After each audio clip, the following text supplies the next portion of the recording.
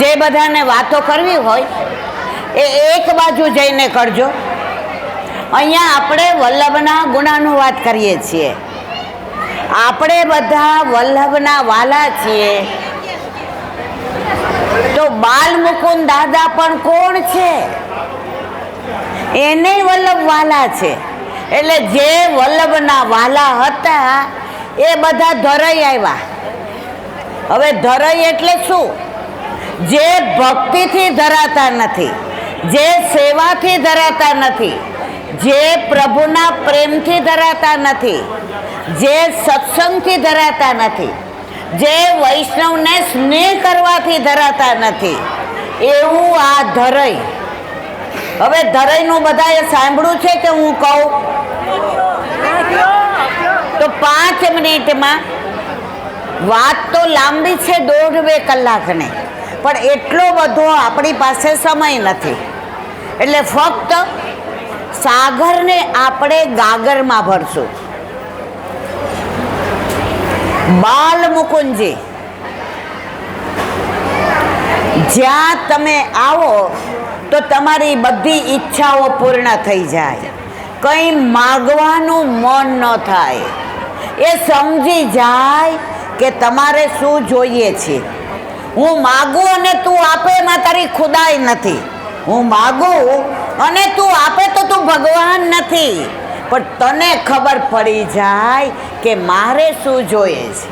બાળક નાનું હોય ને, જન્મે તો સૌથી પહેલાં એ માનું દૂધ પીએ છે. એને શીખવાડવું નથી પડતું કે દૂધ કેમ પીવાય. એમ આપણા ઠાકોરજીના આપણે નાના બાળ છીએ તો આપણે કેમ રહેવું કેમ નહીં એ બધું એ જાણે છે. પ્રભુ સર્વ સમર્થો હિ તતો નિશ્ચિતતા વ્રજેત. હવે બાલ મુકુંદ ભગવાનની સુંદર વાત. જો 2 કલાક હોય ને તો કહેવાનો આનંદ આવે, પણ ઘણી વાર time and tide wait for nobody. તો આપણી પાસે સમયનો અભાવ છે. આ બાલ મુકુંદજી અને રાજકોટમાં દરબારગઢની હવેલીમાં બિરાજતા બાલકૃષ્ણજી, 2 ઠાકોરજી કૃષ્ણ ભટ્ટના. હવે કૃષ્ણ ભટ્ટને ત્યાં બિરાજે અને રાજકોટના રાજાને કાંઈ છોકરા નહીં અને કર ભરવા ગયા આગ્રા રાજાને ત્યાં. ત્યારે ઠાકોરજી એમને સ્વપ્ન આપ્યું, તું મોકું લઈ જા, તું મોકું લઈ જા. હવે રાજાઓ શક્તિમાં માને. રાજાઓ શેમાં માને? માતામાં, મહાદેવમાં, કારણ કે એ લોકોને લડવાનું છે. અને વૈષ્ણવ સેવા માને વાંસળીમાં. રાજાઓ માને તલવારમાં અને વૈષ્ણવ માને વાંસળીમાં. આપણે બધા કયા છીએ? હવે સ્વપ્ન કોને આવ્યું? રાજાને. અને અહીંયા કૃષ્ણ ભટ્ટને સ્વપ્ન આવ્યું કે જો રાજા આવે ગો વાંકો પધરા દે. વાર્તા પહેલેથી કહું તો તમે હવાર સુધી અહીંથી ઊભા ન થાવ. પણ આપણે બધા કેવા છીએ? સંસારીએ છીએ. એટલે સંસારીને ચારે બાજુ દોડવું હોય. તો મારે જે તે કહેવું છે ત્યાં જ. હવે 2 ઠાકોરજી રાજકોટ પધાર્યા તો રાજાને કાંઈ હતું નહીં. અને ઠાકોરજીને પધરાવવા માટે સેનાઈને, બેન્ડ વાજા ને, ગુલાબજળ છટકાવ્યા ને, તોરણ બાંધ્યા ને, આસોપાલવ બાંધ્યા ને, ગામમાં ચારે બાજુ એવું થઈ ગયું કે એક ઘર ઉત્સવ વિનાનું ના રહ્યું. જો આપણા ઘરે લગ્ન હોય ને મારવાલા, તો જેના ઘરે લગ્ન હોય ને એને જ ઉત્સવ હોય, એને જ આનંદ હોય. આજુબાજુવાળા તો બિચારા એનું કામ કરતા હોય, દળવાવાળા દળતા હોય, ખેતરે જવાવાળા ખેડતા હોય, વેપારી હોય વેચતા હોય. પરંતુ પ્રભુ પધારતા હતા એટલે આખું રાજકોટ ગામ હળીએ ચડ્યું હતું. અમારે કાઠિયાવાડીમાં અમે હળીએ ચડ્યું હતું. બોલો, ગુજરાતી મને બહુ આવડતું નથી, હું પ્યોર કાઠિયાવાડી છું. તો મારે જે તે કહેવું છે, હવે 2 પ્રભુ પધાર્યા અને બરાબર 9 મહિના ને 9 દિવસ થયા તો રાજાને ત્યાં દેવના ચક્કર જેવી કોવરી આવી. હવે રાજા તો રાજી રાજીના રેડ થઈ ગયા. કોઈ આશા નહોતી, કોઈ અપેક્ષા નહોતી, કોઈ મનમાં વ્યવધાન નહોતું કે મારા ઘરે બાળક થશે. અને પ્રભુએ એવી કૃપા કરી, કુંવરી રાત્રે ન વધે એટલા દિવસે વધે, અને દિવસે ના વધે એટલા રાત્રે વધે. હવે સેજ અમસા મોટા થયા. બાવા, મેં ફૂલ ચૂટકે લાવું ક્યાં? બાવા, મેં ફૂલ ચૂટકે લાવું ક્યાં? મેં બુહારી કરું ક્યાં? મેં મંદિર વસ્ત્ર કરું ક્યાં? તો નાનપણથી જ ગર્ભના સંસ્કાર ઠાકોરજીના આવ્યા. અને એવા સુંદર ઠાકોરજીને લાડ કરાવે, વાલ કરે, વાતો કરે, તો બે ઠાકોરજી એવા હળી ગયા કે 1 મિનિટ કુંવરી વિના રે નહીં. હવે પહેલાંના જમાનામાં એવું હતું કે દીકરી ટાઈમમાં થાય પહેલાં પરણાવી દેતા હતા. હવે કુંવરી મોટા થયા એટલે ચિંતા કરવા માંડ્યા. માએ કીધું, હવે સાંભળો, હવે આનું કરવું પડશે. બાપને ક્યારેય દીકરી મોટી થઈ હોય એવું ન લાગે. બાપ કાયમ એમ કે મારી દીકરી હજી નાની છે. બાપના કાળજાનો ટુકડો એટલે દીકરી. આપણે બધા માં છે ને, પ્રસવ થાય એટલે બનીએ, પણ બાપ ક્યારે માં બને ખબર છે મારા વાલા? જ્યારે દીકરીને હામધૂમથી પરણાવે, બધું એની ઈચ્છા પ્રમાણે કરે, અને જ્યારે વળાવવા જાય અને વિદાયનું નાળિયેર એના ખોળામાં પધરાવે, પછી મંડપમાં આવીને ઢગલો થઈ જાય અને બાપ માં બની જાય. હવે દીકરીનું નક્કી કર્યું અમરેલી.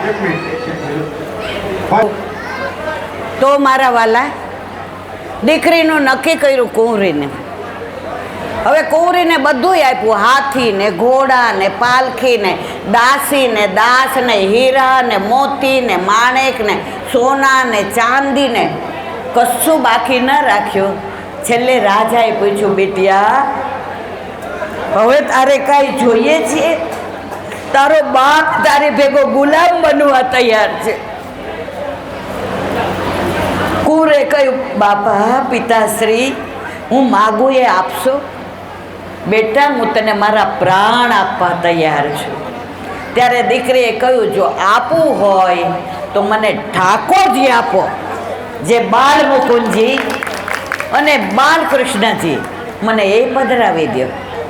રાજા કે ન ભૂતો ન ભવિષ્યતિ. ઠાકોરજી મારા પ્રાણ છે, ઠાકોરજી મારું સર્વસ્વ છે. તે મારા પ્રાણ માગ્યા હોત તો આપી દે, પણ ઠાકોરજી. કુંવરી કે તો મારે બીજું કાંઈ જોઈતું નથી.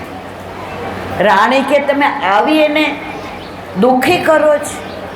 ત્યારે રાજાએ કહ્યું, આપણે ઠાકોરજીને પૂછીએ કે તારી ભેગું આવું જ.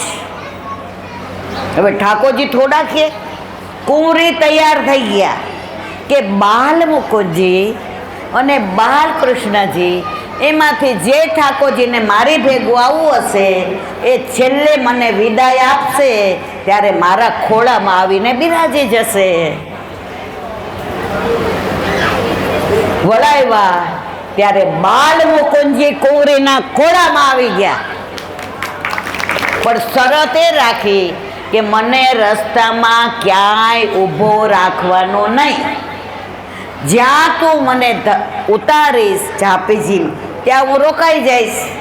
અહીંયા આવ્યા અને રથની ધરી ખરાબ થઈ, રથ ઊભો રહ્યો અને અહીંયા રાજભોગ ધરાવ્યો. ધરી ખરાબ થઈને રથ ઊભો રહ્યો એટલે આ ગામનું નામ પડ્યું. અને બાલ મુકુંદજી દાદા એટલા કૃપાળુ છે, એટલા બધા દયાળુ છે કે માગીએ ને આપે ને એ મર્યાદા વાળો ભગવાન. પરંતુ વગર માગે આપે એ મારો બાલ મુકુંદ દાદા. આમાં કોને આમંત્રણ મળે? છતાંય આપણે બધા આવીએ છીએ. અમારે અમદાવાદથી અહીંયા આવતા 7.5 કલાક થયા.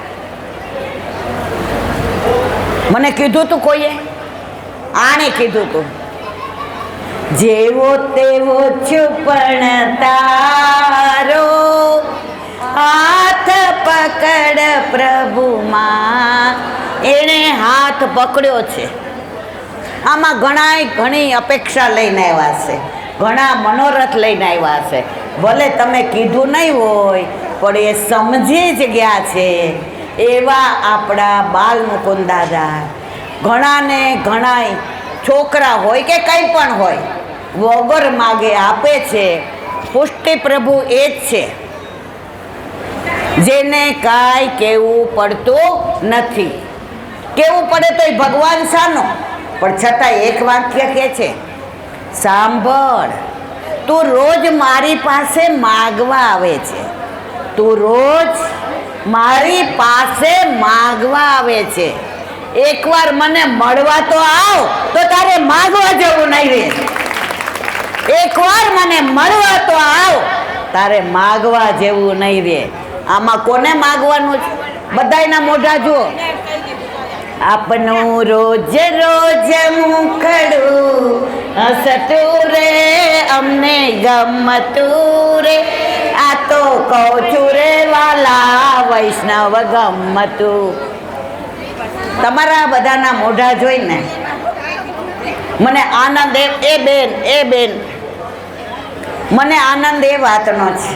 પુષ્ટિ માર્ગ હજી ક્યાંય સુધી ચાલવાનો છે જ્યાં સુધી એક એક ઘરે ઠાકોરજી બિરાજે છે. આટલામાં કોના કોના ઘરે ઠાકોરજી બિરાજે છે? અરે વાહ રે વાહ.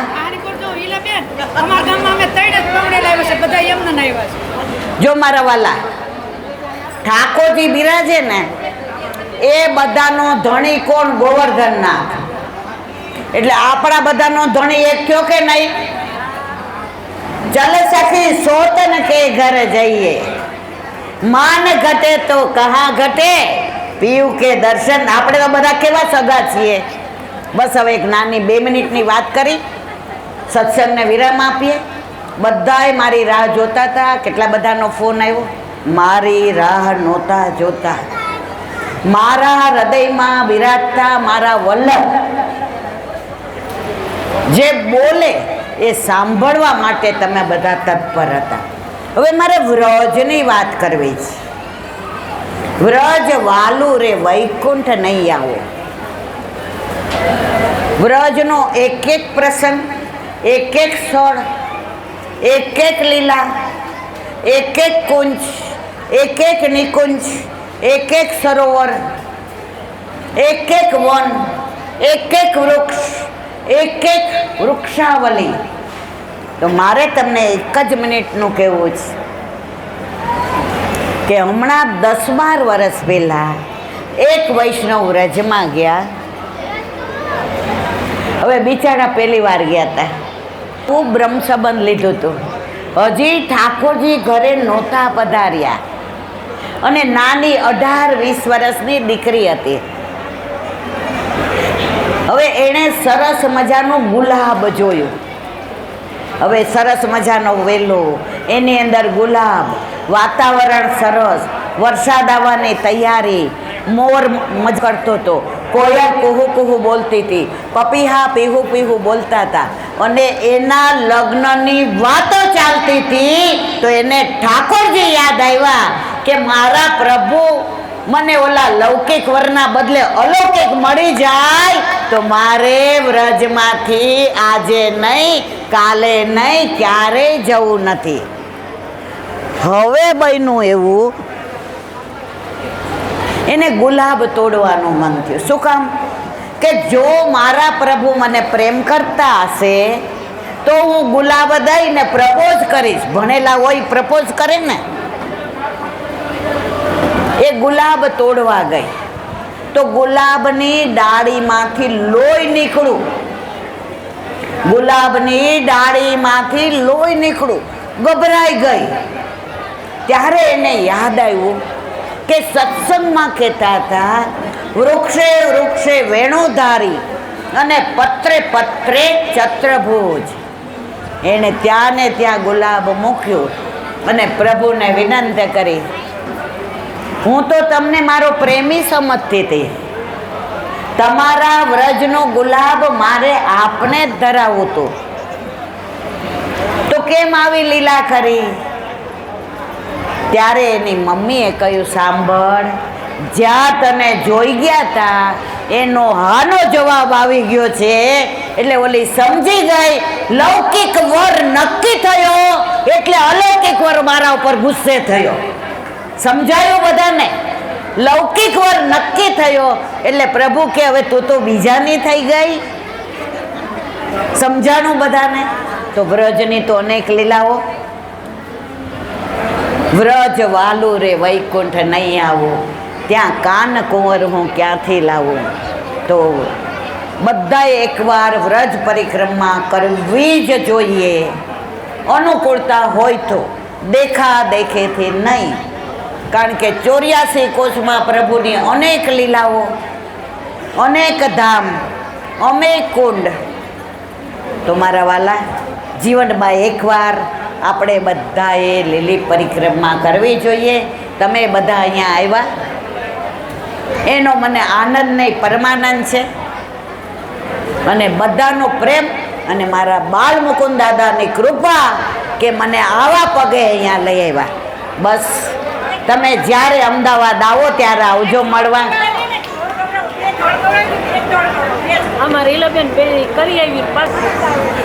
ચલો ઓલું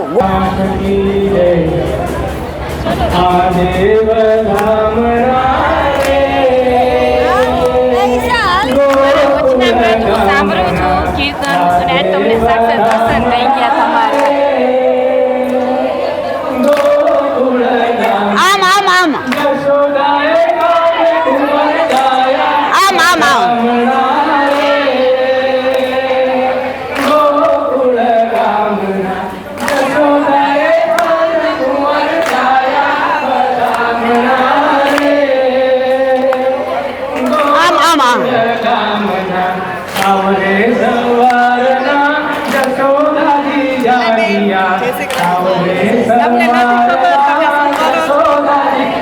મારે લગ્ન ને 12 વર્ષ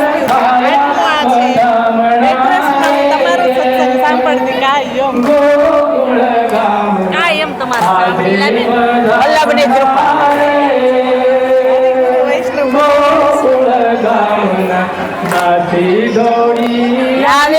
નંદરાય પા આમ નો લેવાય.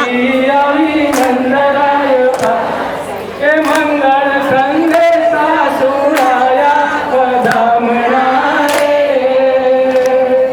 ગોકુળ ગામના આજે વધામણા રે ગોકુળ ગામના ગોકુળની ગલીઓમાં થઈ દૂધ વેરા ગોકુળની ગલીઓમાં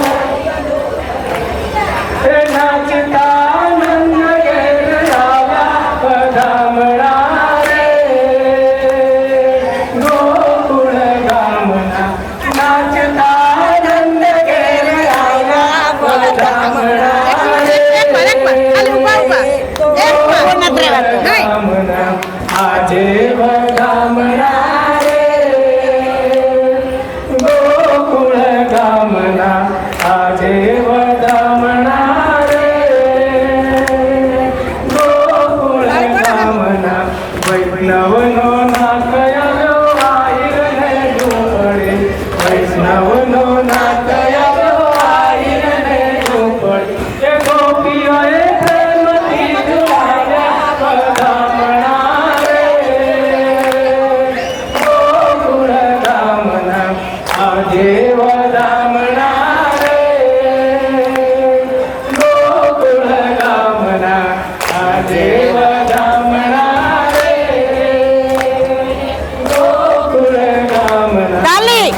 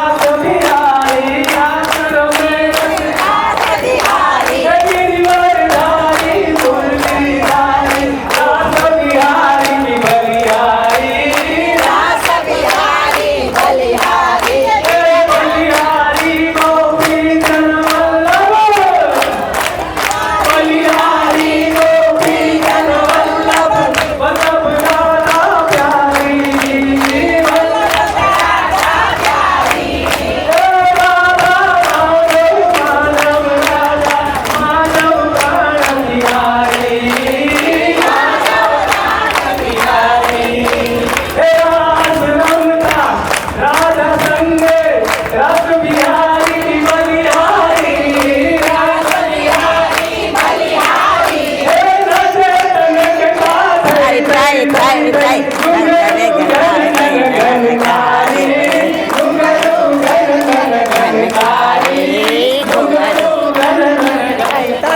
તાલી એ તાલી